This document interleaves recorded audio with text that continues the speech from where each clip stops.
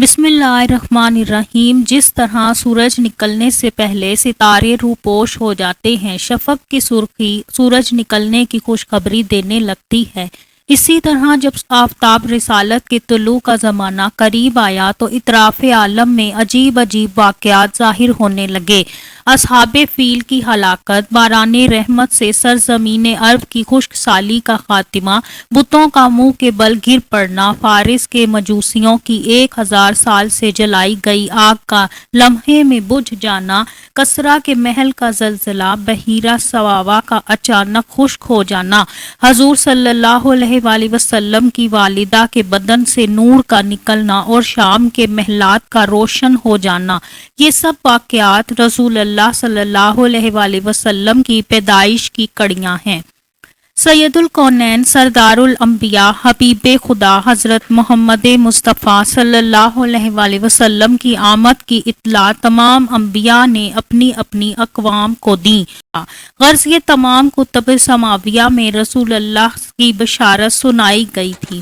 ناظرین کرام، ہماری یہ ویڈیو ایک سیریل پر مشتمل ہے جس میں ہم قسط وار سیرت مصطفیٰ صلی اللہ علیہ وآلہ وسلم پر روشنی ڈالیں گے۔ حضرت آمنہ رضی اللہ تعالیٰ عنہ فرماتی ہیں، جب مجھے درد زا ہوا، میں نے رخ پھیرا تو میں نے ایک پیالہ دودھ کا پایا۔ مجھے پیاس تھی، میں نے اسے پی لیا، مجھ سے ایک نور چمکا۔ اس کے بعد میں نے دراز قد خوبصورت عورتیں دیکھیں، انہوں نے مجھے اپنے جھرمٹ میں لے لیا۔ میں اس پر متعجب تھی کہ میں نے دیکھا آسمان و زمین کے درمیان سفید فرش بچھایا گیا اور کسی نے کہا، اس بچے کو لوگوں کی آنکھوں سے بچاؤ۔ حضرت آمنہ رضی اللہ تعالیٰ عنہ فرماتی ہیں، میں نے دیکھا کچھ مرد فضا میں اپنے ہاتھوں میں چاندی کے برتن لیے کھڑے ہیں۔ پھر پرندوں کی ایک ٹولی میرے قریب آئی اور انہوں نے میری گود کو ڈھانپ لیا۔ ان پرندوں کی چونچ زمرد اور بازو یاقوت کے تھے۔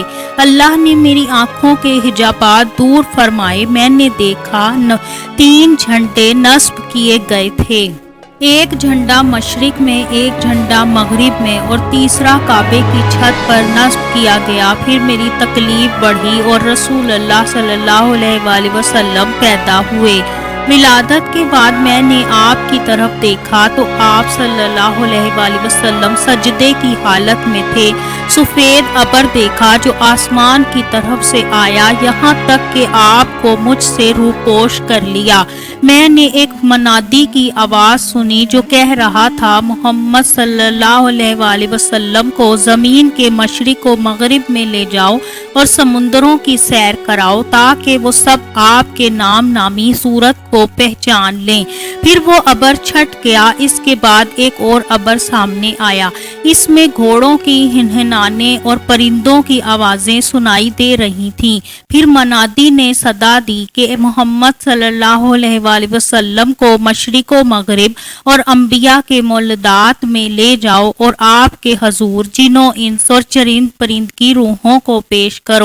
اس کے بعد وہ ابر چھٹ گیا۔ اب میں نے دیکھا 3 اشخاص ہیں، ایک کے ہاتھ میں چاندی کا آفتابہ ہے، دوسرے کے ہاتھ میں سبز زمرد کا تش، تیسرے کے ہاتھ میں سفید حریر تھا۔